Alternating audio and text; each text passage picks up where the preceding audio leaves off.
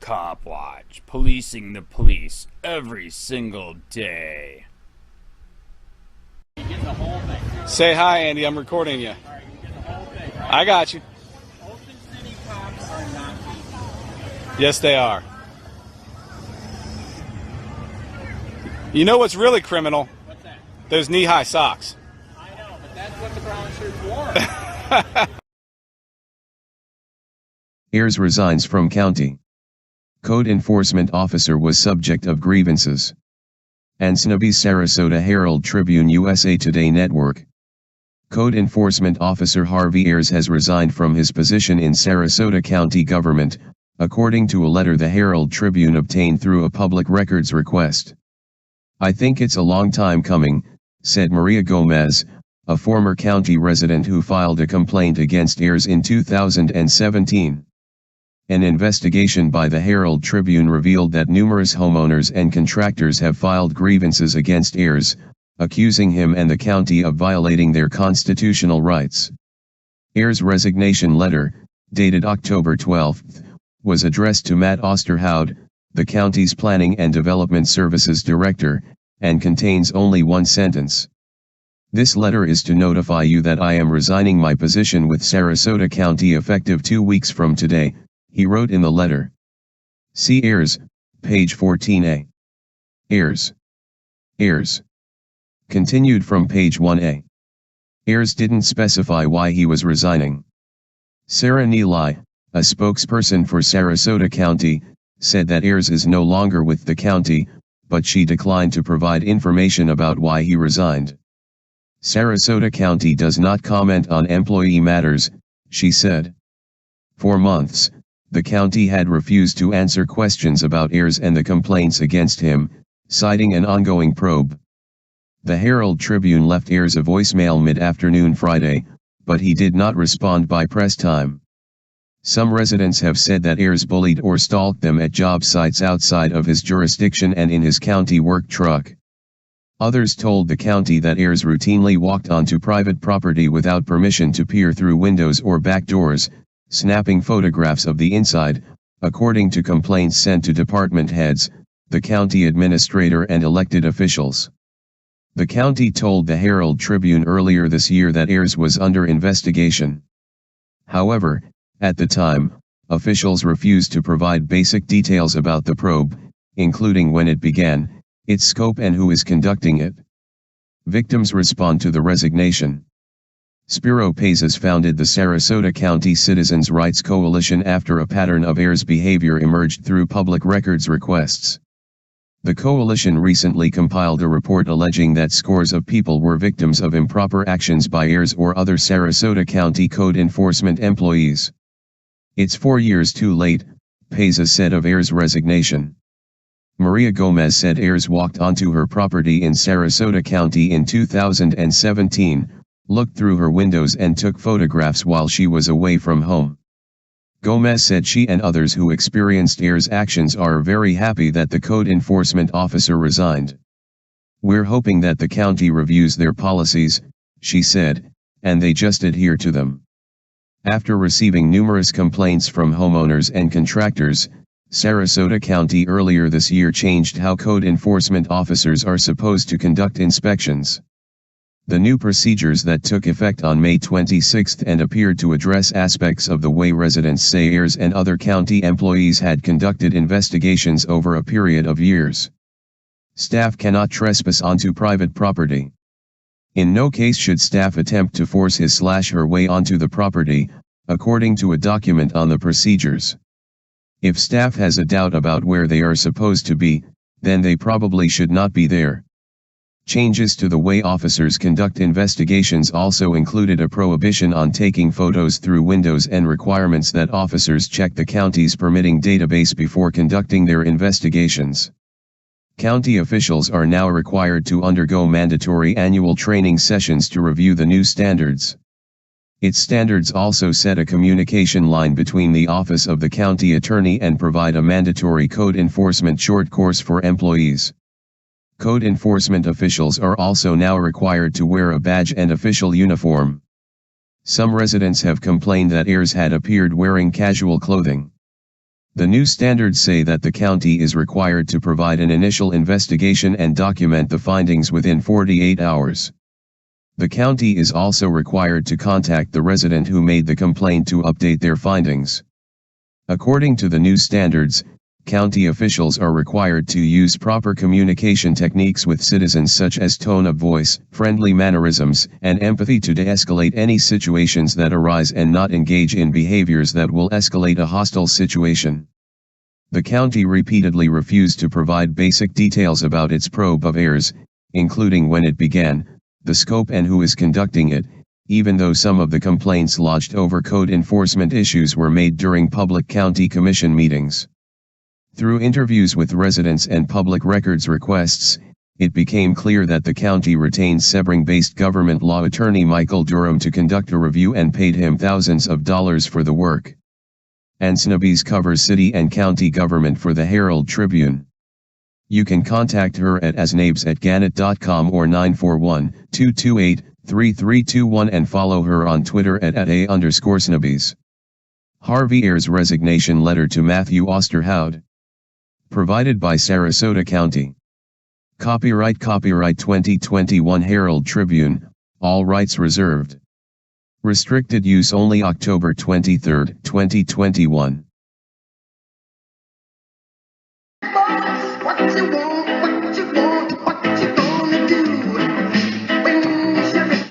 Tonight we are learning more about that Punta Gorda police officer who is again under investigation and sitting home and getting paid for it with your tax dollars. The police chief won't say why he's been put on leave.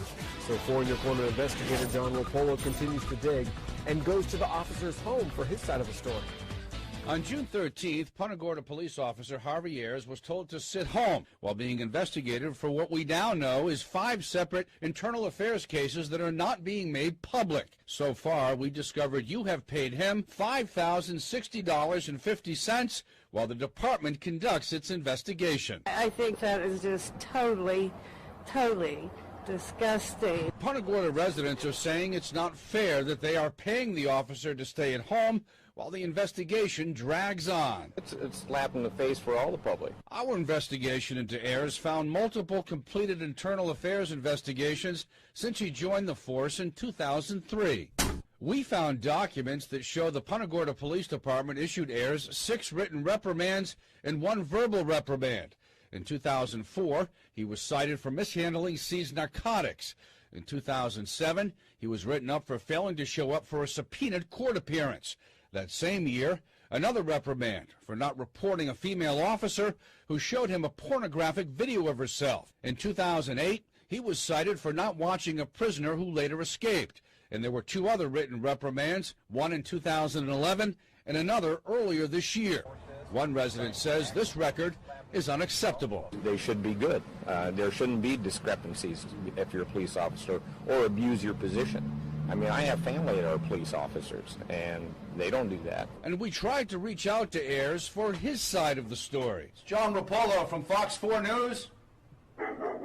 We heard activity inside and dogs barking, but no one came to the door. John Rapolo, Fox 4, in your corner. So what do you think? Do you think the officer or the police chief owes you an answer about what's going on at this point? Or do you think it's reasonable to wait until the investigation is complete before you find out what's going on? You can let us know right now at 239-206-FOX4 or on Fox 4 Now.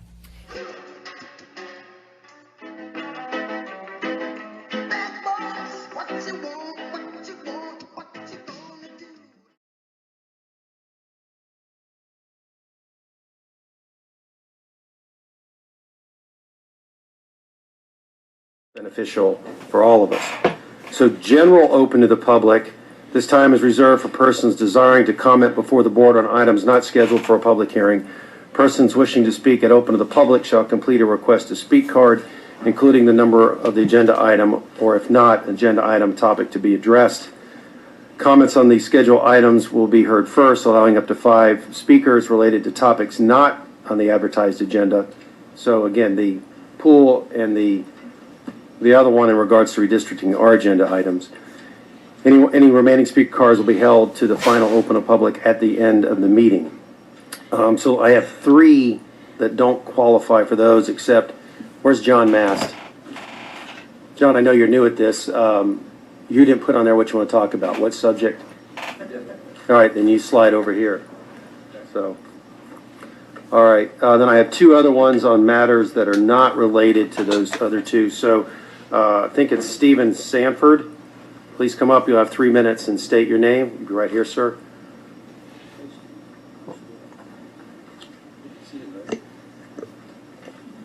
Good speaker. Thank you. My name is Stephen Sanford. I'm here basically speaking for a lot of the citizens that hopefully will get to hear this about our county basically using or ignoring our civil liberties and Eighth Amendment specifically. They've been charging me $200,000 for an expired tag, some debris that was in the yard 7 years ago, and I think but anyway, the fines have been going for 7 years, $250,000. First, I was granted a lien reduction, and then Harvey Ayers, code enforcement officer, lied under oath. We proved it. Anyway, make a long story short, I was denied my refinancing my home. My wife may be losing a $300,000 investment in our laboratory. She's a world leader in stem cell tech, and she's in tears, and I don't know what to do about it. And this is what our county does to citizens.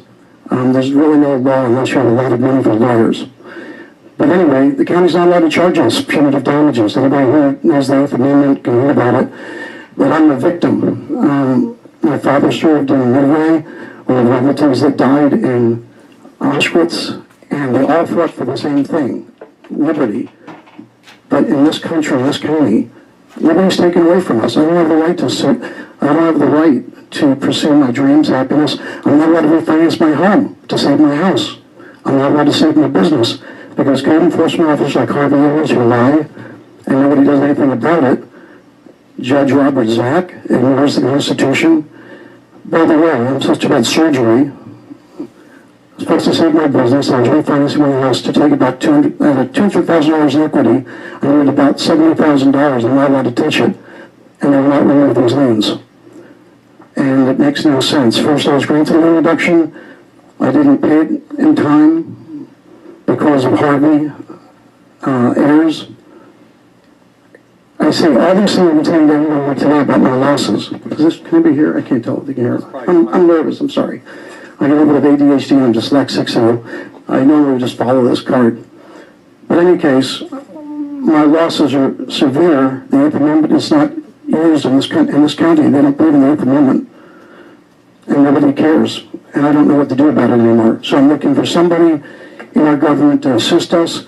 I spent thousands of dollars defending myself against false allegations by Harvey Ayers, and I did win. I did win. They verified that I won, but it was too late, and I lost my opportunity to get my financing done. And now my credit score is going from 800 down to 600 because I'm using charge cards to pay the bills that would have come from a refi. And I can't have my surgery. I can't save my wife's business, and we're going to lose pretty much everything, including our livelihood, thanks to the county. Thank you, sir.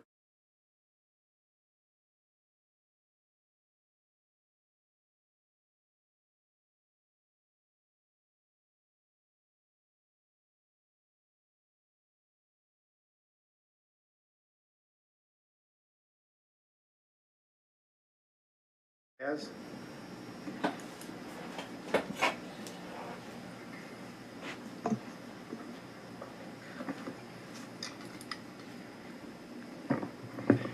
Good morning. My name is Spiro Pazes, and I am a multi-licensed state construction contractor. I'm here to alert you about a county employee named Harvey Ayers. Mr. Ayers works for the building department as a building code investigator. For the last 20 months, I've had the utter displeasure of being bullied by Mr. Ayers. Unfortunately, it seems that you may not be aware of the man the county has hired who is terrorizing citizens. Sarasota County building code investigator Harvey Ayers started his career as a jail guard in DeSoto County, where he was accused of beating inmates. He moved on to become a DeSoto County Sheriff's deputy, where he was accused of investigated for rape, shot and killed a mentally ill elderly man, and was disciplined for losing his firearm that likely made its way into the hands of a criminal. He resigned his position and found employment as a Punta Gorda police officer. While with the Punta Gorda PD, he was the subject of nearly 40 internal affairs investigations for a variety of policy violations, including untruthfulness, conduct unbecoming an officer, civil rights abuses, engaging in sexual activities while on duty as a police officer, viewing pornography in a police vehicle, and mishandling evidence. The former police chief of Punta Gorda fired Ayers because his indiscretions were too voluminous and outrageous to ignore. He chose to protect his city from this man. Ayers' character is immoral. He has admitted to calling a young boy with Down syndrome a retard and tried to justify his behavior. He has been sued multiple times. Wherever he goes, trouble follows. Now he works for you in your county and lied on his application for the job. He has harassed me for 20 months, issuing 9 bogus citations and lying under oath. He has stalked me at job sites outside of his jurisdiction and even filed fictitious misdemeanor assault charges against me that were dropped by the state attorney. I've spoken to countless other individuals who have been harassed, bullied, and threatened by Mr. Ayers. He is rogue and out of control. Perhaps most alarming is the fact that Ayers' superiors are fully aware of his history and how he continues his dishonest, manipulative, and abusive ways, yet they do nothing. The question needs to be asked: how did a man with such a sordid history and questionable character ever get hired in this county? I've left an assortment of documents related to Mr. Ayers with the clerk for you to review. I also urge you to visit a website I've created about Mr. Ayers, which is harveyayers.com. That's Harvey and then AYERS.com. It is incumbent upon you to protect the citizens of this county and to stop Ayers before he hurts someone else or exposes the county to any further liability. Sarasota County deserves better, much better, and the citizens are relying on you to know who you are hiring. What you have heard today from me is not an isolated incident, nor is it representative of all the others Harvey Ayers has harmed, and you must investigate. Thank you. If you have any questions? I don't see any, and if you can leave those with the clerk or they'll pass them. Just him, and then we'll get them. Sorry, didn't you already give me? Yeah, each one of these is for the commissioner. Okay. Put their name on it. Good, thank you. Okay, that takes us to the consent section. All matter. Is there a need to?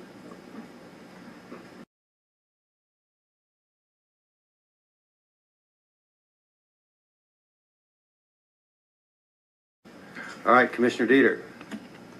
Yeah, just a quick comment on that last presenter. It kind of puts us in a bad position because I feel very uncomfortable that you could do character assassination from a public input. It's either that or it's all true, in which case we need to hear a report from staff. So I would just ask staff to look into it and report back to us to either clear the man's name, which has just been disparaged publicly, or to alert us to any problems that we need to know about. Does everyone agree with that? Yeah, I think this information has been previously presented, but it's so. Okay. Our county administrator handles our employees, and he's been made aware of this information. So, okay, consent section. All matters listed under the consent section are considered to be routine.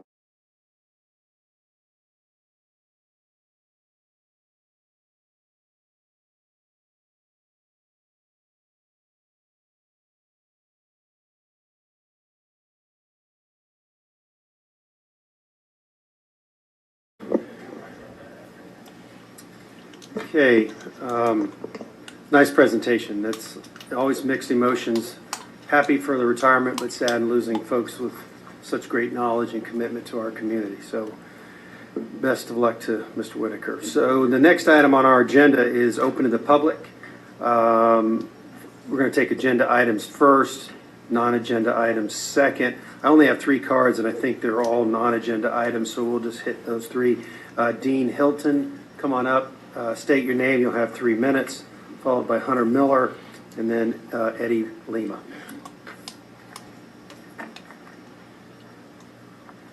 Good morning. Good morning. Thank you for seeing me. My name is Dean Hilton, and I just wanted to state that I was working at this Miss Gutierrez's house doing tile and paint, and when this man approached me that I'd never seen before, and he barged past into the structure, he was uninvited, started taking some pictures.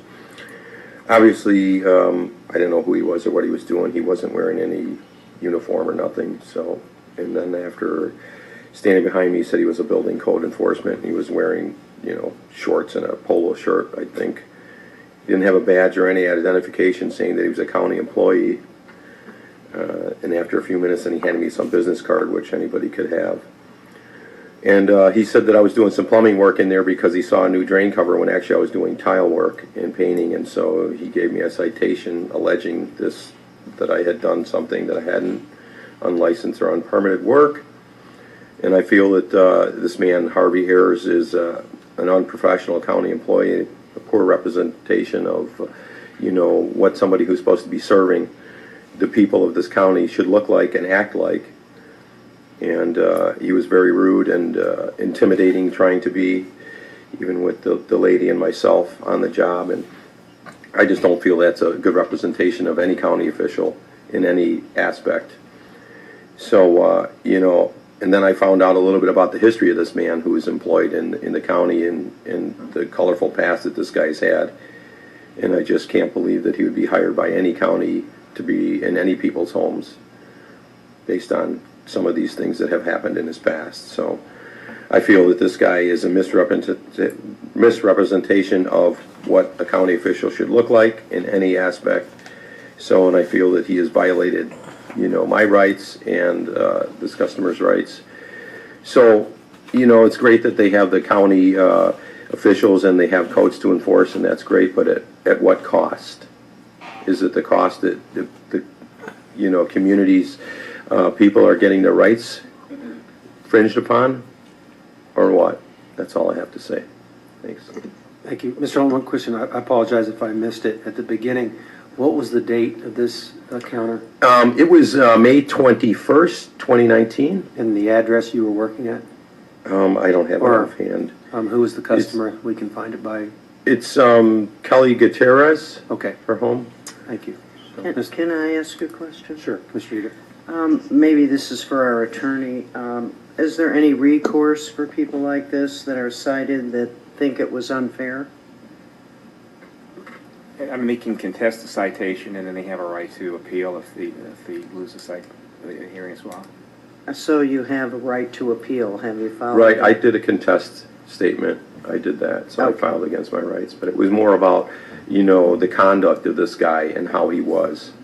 You know what I'm saying? Like, and it could have been very different if he was that representative. You know what I mean? Like, I know I served in the military myself.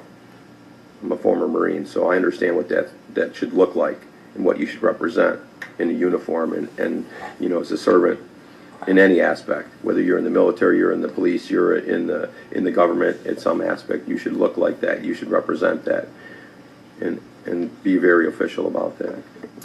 Thank you. I mean, obviously, we've received a complaint.